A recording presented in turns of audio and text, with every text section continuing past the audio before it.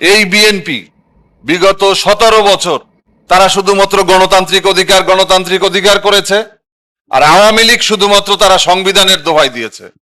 ঠিক একইভাবে যখন আমরা আবার এই নির্বাচনের পরে একই ঘটনা, এখন বিএনপির কাছে এখন আর গণতন্ত্র বলতে কিছু নাই।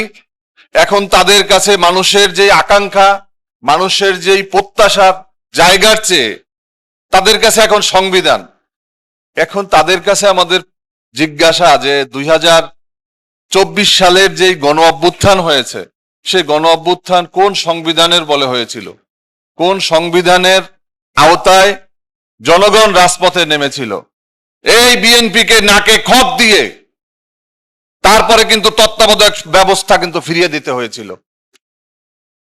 আজকে আবার নতুন করে সারা বাংলাদেশে তারেক রহমান সাহেব থেকে শুরু করে বিএনপির সমস্ত নেতারা ক্যাম্পিং করলেন হ্যাঁ ভোটের পক্ষে। সবাই বললেন যে আপনারা সবাই হাতে ধানের শীষে যেভাবে ভোট দিবেন তেমনি ভাবে আপনারা হাতে ভোট দেবেন। হ্যাঁ জয়যুক্ত হলো। আমরা ভেবেছিলাম যে স্বাভাবিকভাবে আমরা যেমন পুরো 17 বছর ফ্যাসিবাদের বিরুদ্ধে আন্দোলন সংগ্রাম করেছি, আমরা সবাই মিলে মনে হয় একটা জনকল্যাণ রাষ্ট্র, জন আকাঙ্ক্ষার রাষ্ট্র, এদেশের মুক্তিযুদ্ধের যেই চেতনা ছিল, আমাদের 24-এর যেই চেতনা, সবগুলোকে আমরা বাস্তবায়নের জন্য সহজ একটা উপায় আমাদের হবে। কিন্তু নির্বাচনের পরে প্রথম দিন যেদিনে সংসদ সদস্য হিসাবে তারা শপথ নিলেন, তাদেরকে যে আহ্বান নির্বাচন কমিশন করলো যেই চিঠিতে, ওই চিঠির ভিতরে উল্লেখ ছিল দুটি শপথের কথা। একটা হচ্ছে গণভোটের সেই সংবিধান সংস্কার পরিষদের শপথ, আর একটা ছিল গিয়া ত্রয়োদশ জাতীয় সংসদ নির্বাচনে এমপি একজন সংসদ সদস্য হিসাবে শপথ। কিন্তু তারা একটা গ্রহণ করলেন আর একটা করলেন না। এই বিএনপি বিগত 17 বছর তারা শুধুমাত্র গণতান্ত্রিক অধিকার করেছে, আর আওয়ামী লীগ শুধুমাত্র তারা সংবিধানের দোহাই দিয়েছে। ঠিক একইভাবে যখন আমরা আবার এই নির্বাচনের পরে একই ঘটনা, এখন বিএনপির কাছে এখন আর গণতন্ত্র বলতে কিছু নাই। এখন তাদের কাছে মানুষের যে আকাঙ্ক্ষা, মানুষের যেই প্রত্যাশার জায়গার চেয়ে তাদের কাছে এখন সংবিধান। এখন তাদের কাছে আমাদের জিজ্ঞাসা যে 2024 সালের যেই গণ অভ্যুত্থান হয়েছে, সেই গণ অভ্যুত্থান কোন সংবিধানের বলে হয়েছিল? কোন সংবিধানের আওতায় জনগণ রাজপথে নেমেছিল? 21 তারিখে তো মির্জা ফখরুল ইসলাম আলমগীর নিজেই বলেছিলেন যে এই যে ছাত্রদের যে আন্দোলন, এই আন্দোলনের সাথে আমাদের কোনো সম্পর্ক নাই। আবার তারাই বলে যে তারাই হচ্ছে গিয়া মাস্টার মাইন্ড। তো একই মুখে কয় কথা আমাদের শুনতে হবে। আপনাদের মনে আছে যে জাতীয় ঐক্যমত্য কমিশনে আমি সালাউদ্দিন সাহেবের ডানে বামে ছিলাম, কিন্তু আজকে সালাউদ্দিন সাহেব ক্ষমতা পাওয়ার পরে তার যেই বক্তব্য, যেভাবে তুচ্ছ তাচ্ছিল্য করে আমাদের দাবিকে ছোট করা হচ্ছে, এটার খেসারত কিন্তু দিতে হবে। আপনাদের মনে আছে 1996 সালে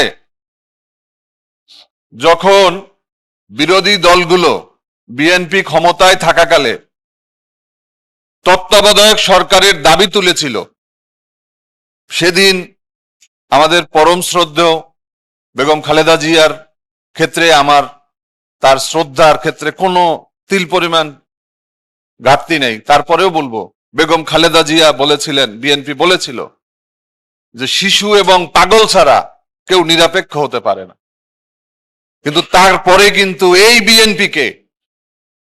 বিএনপিকে নাকে খত দিয়ে তারপরে কিন্তু তত্ত্বাবধায়ক ব্যবস্থা কিন্তু ফিরিয়ে দিতে হয়েছিল।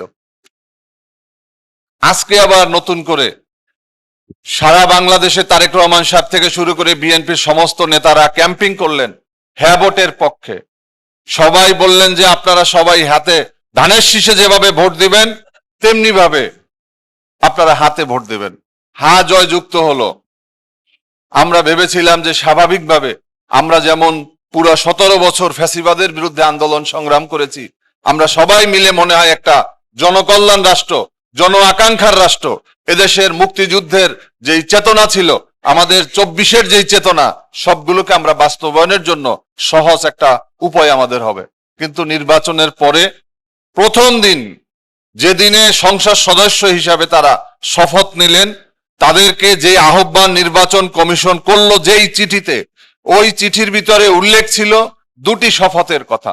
একটা হচ্ছে গণভোটের সেই সংবিধান সংস্কার পরিষদের শপথ, আর একটা ছিল গিয়া ত্রয়োদশ জাতীয় সংসদ নির্বাচনে এমপি একজন সংসদ সদস্য হিসাবে শপথ।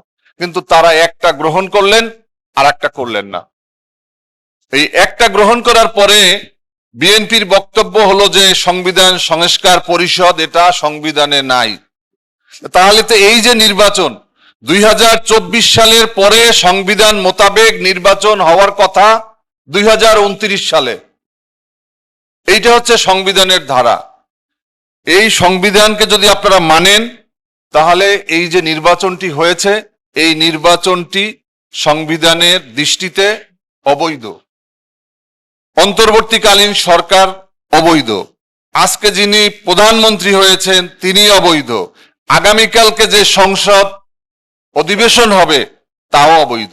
তাহলে আমাদের চলার রাস্তা হচ্ছে জুলাই আন্দোলনকে শ্রদ্ধা জানানো, জুলাইয়ের যেই সনদ, জুলাইয়ের যেই অর্জন, আমাদের গণ অভ্যুত্থানে যেই সরকার উদ্যোগ নিয়ে যে জাতীয় ঐক্যমত্য কমিশনের মাধ্যমে যেই সিদ্ধান্ত নিয়েছে, সেই সিদ্ধান্তের আলোকে গণভোট হয়েছে, সেই গণভোটের রায়কে বাস্তবায়নই হচ্ছে এই সংসদের প্রধান এবং একমাত্র কাজ শুরুতেই করতে হবে।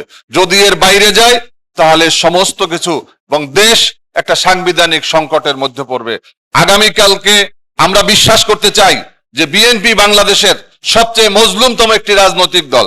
তাদের অনেক নেতাদেরকে গ্রেপ্তার করা হয়েছে, হামলা মামলা নির্যাতন নিপীড়ন গুম আয়নাগরে তারা ছিলেন। আজকে তারা সে জুলাইয়ের প্রতি তাদের অবদান নেই এ কথা আমরা কখনো বলার সুযোগ নেই, তাদের অবশ্যই ছিল। কিন্তু আজকে তাদের নেতাদের মুখে যেই অমেয় বাণীগুলো শোনা যাচ্ছে, এই বাণীগুলো আমরা কিছুদিন আগে আওয়ামী লীগের নেতাদের মুখে শুনেছি। তাদের যেই কর্মকাণ্ড সেগুলো আওয়ামী লীগের কাছে ছিল, এগুলো তাদের কাছে আজকে আমরা দেখতে পাচ্ছি। এটা আমাদের জুলাইয়ের পরিবর্তন নয়, এটা জুলাইয়ের আকাঙ্ক্ষা না, এটা এদেশের মানুষ বিএনপির কাছে বা আমরা যারা ফ্যাসিবাদ বিরোধী আন্দোলন সংগ্রামে ছিলাম আমাদের কাছে প্রস্তাব তারা প্রত্যাশা করে না। আমি আমার বক্তব্য শেষ করব, পরিশেষে বলতে চাই যে জুলাই সনদকে বাস্তবায়ন করুন। আগামীকালকে সংসদ অধিবেশন শুরু হওয়ার প্রথমেই আপনারা সংবিধান সংস্কার পরিষদের একজন সদস্য হিসাবে শপথ নিন। 180 দিনের মধ্যে এই যে সংস্কার কার্যক্রম এটাকে বাস্তবায়ন করুন এবং এই সংবিধানের আলোকেই আপনাদের সামনে পথ চলতে হবে। আর একটা বিষয় আমরা লক্ষ্য করেছি যে এই সর্বোচ্চ আদালতে এই জুলাই সনদ নিয়ে, গণভোট নিয়ে, এটা নিয়ে চ্যালেঞ্জ করা হয়েছে। সেদিন এই সালাউদ্দিন আহমেদ, মির্জা ফখরুল ইসলাম আলমগীর সাহেবরা দক্ষিণ প্লাজায় জাতীয় সংসদের আমরা স্বাক্ষর করেছি সবাই যে আমরা এই সনদের বিরুদ্ধে আমরা অবস্থান নেব না, এই সনদকে আমরা আইনের মুখোমুখি করব না, এটাকে আমরা চ্যালেঞ্জ দেব না। তো আজকে আপনি একই মুখে কয়টি কাজ করলেন। তারেক রহমান সাহেবের উপরে বলবো, আপনার উপরে আমাদের যথেষ্ট আস্থা আছে যে আপনি, আশা করি যে আপনি দেশকে সুন্দর পথে নেবেন, সাংবিধানিক ধারা নতুন করে সৃষ্টি করবেন। হাসিনার যেই সংবিধান, সেই সংবিধান বেগম খালেদা জিয়া বলেছিল আমরা ক্ষমতা পেলে এই সংবিধানকে ছুঁড়ে ফেলবো। আমরাও বলেছিলাম যে 72-এর সংবিধান সেই কাটাছেঁড়া করতে করতে এই সংবিধান একটা ধেত্রা খাতার মতো অবস্থা হয়ে গিয়েছে। এই সংবিধান থেকে আমাদের দেশ চলতে পারে না, এটা আমাদের আকাঙ্ক্ষা না, এটা 18 কোটি মানুষের প্রত্যাশা না। আপনাদের সবাইকে ধন্যবাদ। আল্লাহ হাফেজ। বাংলাদেশ জিন্দাবাদ, বাংলাদেশ লেবার পার্টি জিন্দাবাদ।